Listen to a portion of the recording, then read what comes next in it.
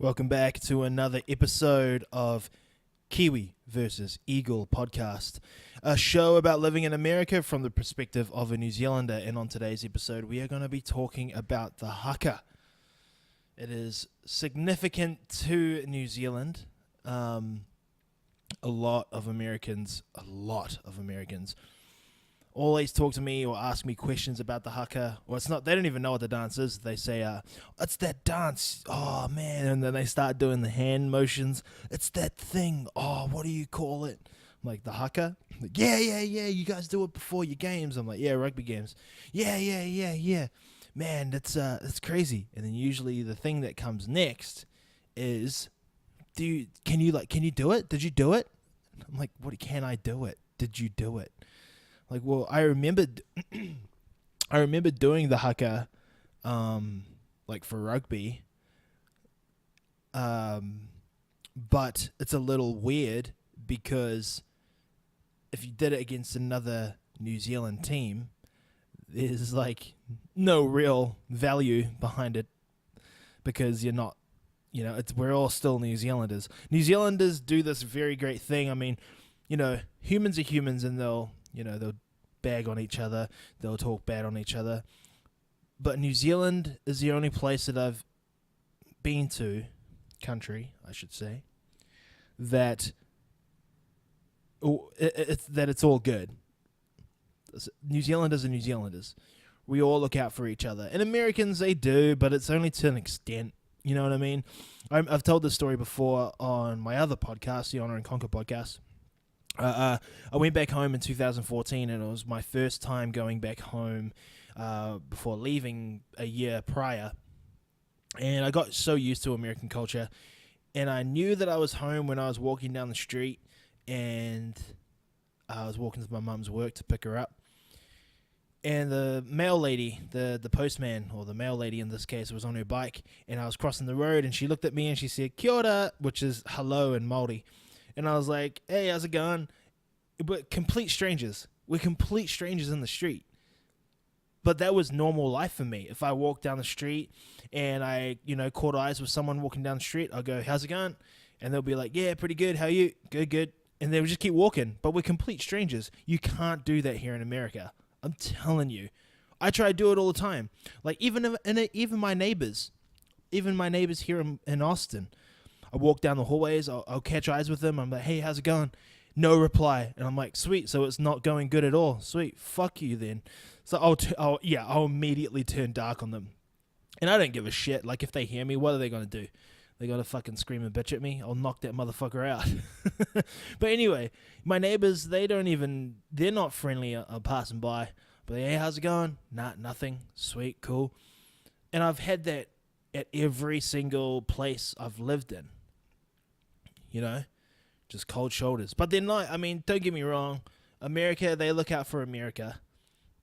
But New Zealand is just a little different. And I think what makes us, separates us from the rest is, apart from many, many things, this haka. The haka separates us from a majority of people, or a majority of cultures. Just like everyone else in their own culture, they have something that separates them from New Zealanders or Americans or whatever. But I've always grown up seeing the haka, and the haka in general just makes you feel something. It makes you feel pride, and I feel it more when I've moved away from home. Living away from home, you don't realize what you have until it's gone. And not gone, but but you're gone away.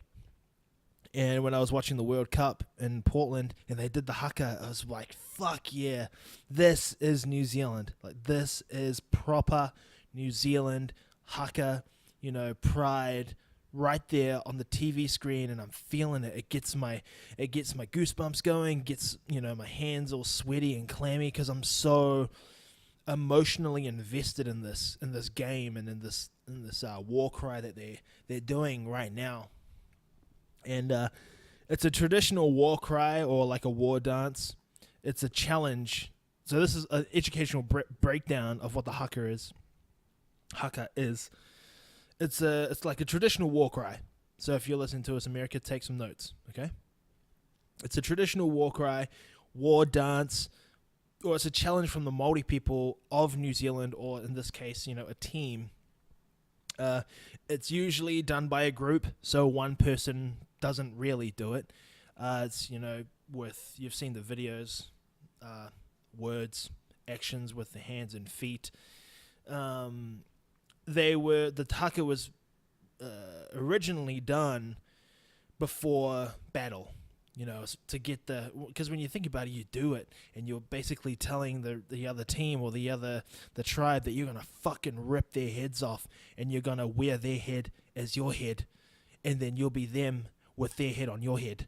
You know what I mean? You chop their head off and put it on your head like a mask. That's the word I'm looking for. And it's basically just proclaiming their strength, their prowess, in order to intimidate the opposition, so the other team. And the first time the haka was introduced in I want to say in TV or in modern era, well, at that time it was modern era, was the 1800s. So I should have looked this up. It was 1888, and then carried on. Oh yeah, it was made in the 1800s, and then the All Blacks in 1905 brought it to the mainstream. That's the word I'm looking for. And then it's been adapted, adapted to the teams, and along the way, the All Blacks, which is our national New Zealand team, back-to-back world champions. That's right, our little nation, back-to-back world champs. Took it on and made their own haka to perform before each game, and I love it. I absolutely love the feeling of it. So when people ask me, can I do the haka? Will I do the haka for them? I remember at work in Auckland, my boss said, let's get Joe, or like these two other people and me, to do a haka for this guy who was traveling from Canada. And I was like, there's three of us, and we're not even Māori. I'm Samoan, and I'm pretty sure Joe's Samoan. The only Māori guy, I think, is the third guy. And even then, we can't do the haka. It's just the three of us. We need more people. But even then, you can't do a haka to a guy who's visiting because it's a war dance. You're basically telling them that they're going to rip his head off. Or, you know what I mean. If anything, you want to do a porfity. And a porfity is different than a haka. Porfity is like a welcoming onto the grounds. But that's a different podcast. But yeah, when people ask me to do it, it's like, I can't do it. Even if I wanted to, I don't want to. Because why? Am I going to do it just for your fucking enjoyment? So you can see it and get your rocks off? And go, oh, I saw this, there's a real Kiwi, he was doing it. No, I'm not going to satisfy your fucking needs, dum-dum. Even if I could do it, I'm not going to do it for you. Because the significance behind the haka would be lost. Which brings me to another topic. There's an American football team called the Wildcats. They've adopted the haka. What's their dumbass names? What the fuck's their names? Wildcats, but where are they from? Arizona. Of course they're from Arizona. I had problems in Arizona in their airport. When I was a daily vlogger, I was walking through the airport. Some fucking asshole said, is that camera a gun? So I went straight up to his face and I said, what the fuck did you say, cunt? And then he backed down real quick. Anyway, you know what's powerful about the word cunt? It's not used here a lot. So when you say that word, people are like, oh shit just got real. when you say, what the fuck did you say, cunt? Like if you deliver it right, that person's like, oh shit, you used the C word. I'm backing down because I'm too scared. Anyway, Arizona Wildcats have adopted the haka.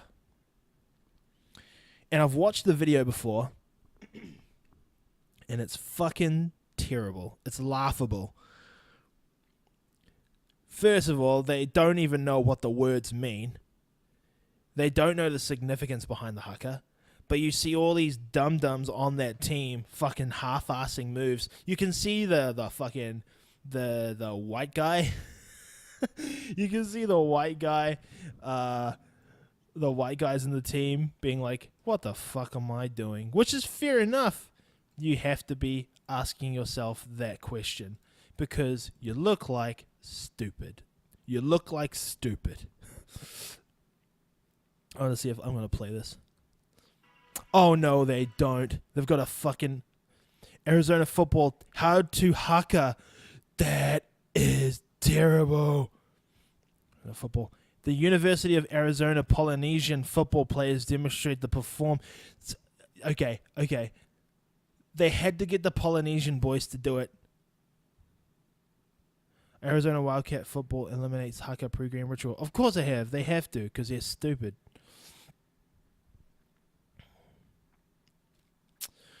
Oh, yeah.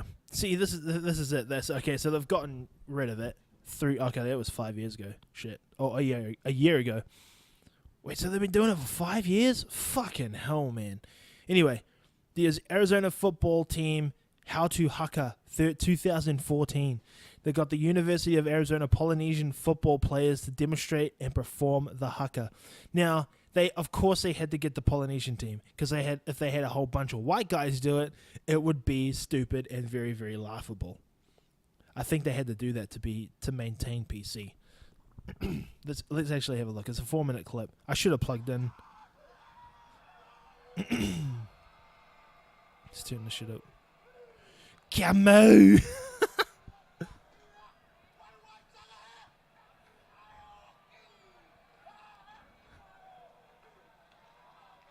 Oh, there's no love behind it. There's no love behind it at all, man. Oh, and they even disabled the comments for the video. That's laughable. They're out of pace. Yeah, they're out of pace. They don't know what they're doing. They look like a bunch of morons. Man, that's terrible, man. Can't do it. This is the one thing that I kind of hate, is that America kind of takes things and makes it their own. Which, power to you. I mean, if you can get away with it, get that shit copyrighted, it's yours. And of course, it's created a massive uproar within the New Zealand community. And it's exactly the shit that I'm saying. Like, they don't understand what's going on. They don't understand the significance or the relevancy behind the haka. So they kind of just do it because they got told to. So that's why they're out of sync. They're out of time. Their pacing's off. There's no patience. There's no, integrity behind the dance. They kind of just do it because it's a fucking cool thing to do.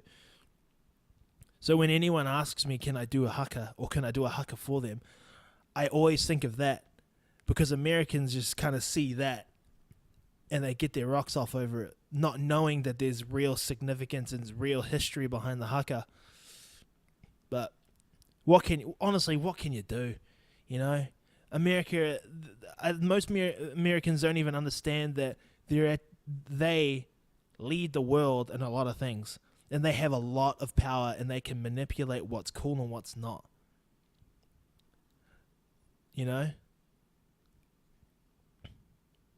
When people think what's a classic American food, what is a classic American food?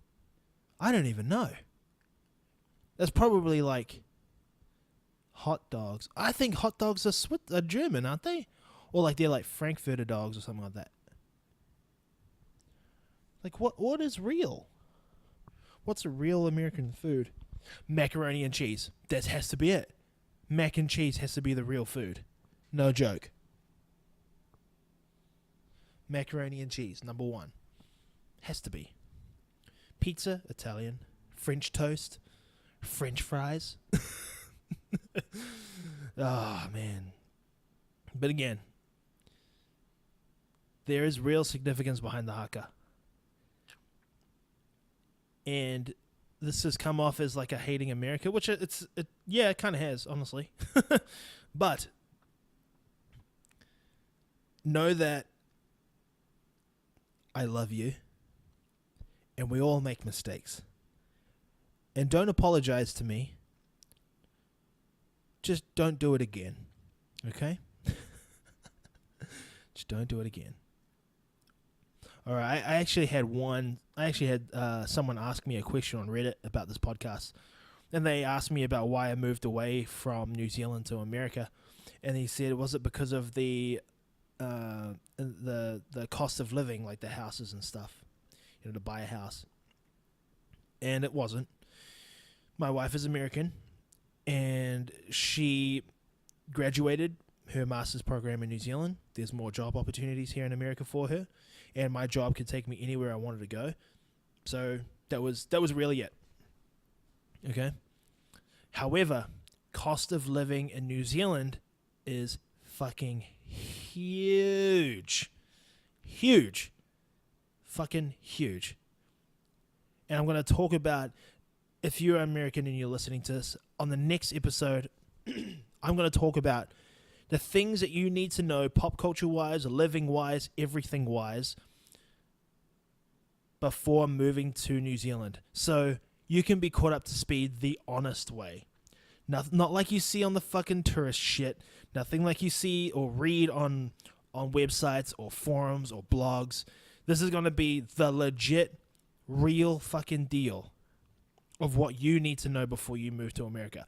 Actually, I'm going to try and get the wife on the show because she fell for the shit. She fell for everything that she read online. And when she moved to New Zealand, she found out real quick that it was a lie. Okay? I'm not ripping on New Zealand because New Zealand's my home and I love the place. I'll get her on to talk about it.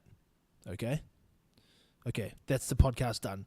Thank you very much for listening to the show, the Kiwi versus Eagle podcast. Or is it the Eagle versus Kiwi podcast? Can't remember. I think it's the Eagle versus Kiwi podcast. Share this with your friends. Please, please share this with your friends. I want people to know more about New Zealand, and I want my New Zealand friends to know more about America. Okay? Honestly, most people know everything about America. It is what it is. Follow me on Podbean, which is where this podcast is hosted. Click that subscribe button so you get the new episodes as they come in. I don't have any social media accounts for this show. Reason being because I want to keep this show low key. I want to get it by word of mouth. I've already got too much shit that I have to put work into going on, so I don't want to put more work into this podcast. I mean, I do, but I don't, because I've already got too much shit going on, and this is a fun little project that I'm really enjoying doing so far. So please, share this with your friends. Like it. Comment on what you like. Give me your questions. Anything that comes into your noggin, ask me, please. Okay, that's a podcast done. Goodbye.